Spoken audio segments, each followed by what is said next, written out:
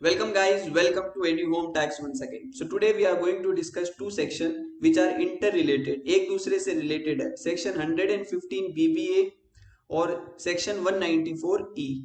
ये दोनों ही section non resident से रिलेटेड है. तो आइए देखते हैं.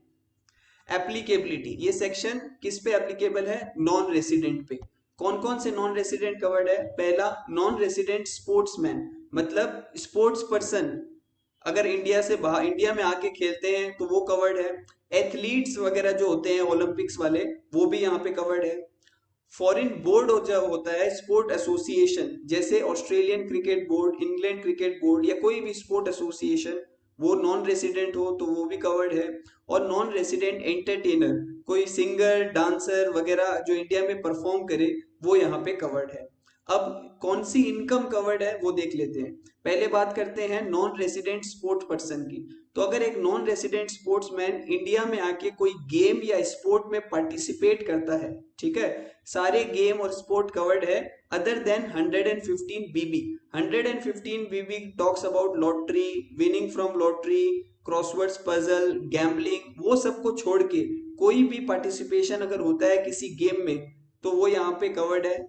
दूसरा, income from advertisement. Non resident sport person यहाँ पे आके एडवर्टाइज करे, उसका इनकम, और कोई आर्टिकल्स वगैरह में कंट्रीब्यूशन दे, न्यूज़पेपर मैगजीन वगैरह में स्पोर्ट्स से रिलेटेड, तो वो इनकम यहाँ पे कवर्ड है. हो गया. दूसरा है स्पोर्ट्स एसोसिएशन. अगर इंडिया में कोई sport association, non resident sport association को कुछ अमाउंट मिलता है, जैसे अभी बॉर्डर गावस्कर ट्रॉफी है ऑस्ट्रेलिया इंडिया के बीच में, तो ऑस्ट्रेलियन क्रिकेट बोर्ड को अगर कुछ फी पे हो रहा है इससे रिलेटेड, तो वो यहाँ पे कवर्ड है. तीसरा है नॉन रेसिडेंट एंटरटेनर. कोई भी डांसर, सिंगर, म्यूजिशियन इंडिया में आके परफॉर्म करे तो वो उससे अगर उनको इनकम मिलती है तो वो यहाँ पे कवर्ड है. तो ये सारे इनकम्स 115 बीबीए में कवर्ड है. अब इस पे टैक्स कितना लगेगा?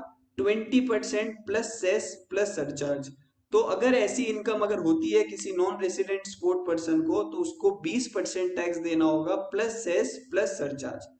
अगर कोई नॉन रेसिडेंट बोलता है कि मेरा कोई एक्सपेंडिचर हुआ है यहाँ पे तो वो मुझे अलाउ कीजिए, तो वो अलाउ नहीं होगा. तो अगर मान लीजिए किसी स्पोर्ट्स पर्सन को 2 लाख रुपए दिया है तो पूरे 2 लाख पे 20% का टैक्स उसको देना पड़ेगा. यहाँ पे कोई भी एक्सपेंडिचर और अलाउंसेस उसको माइनस करने को नहीं मिलेगा.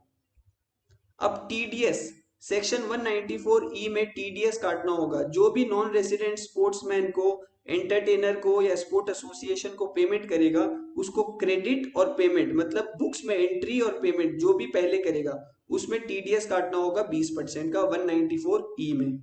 सिंपल है.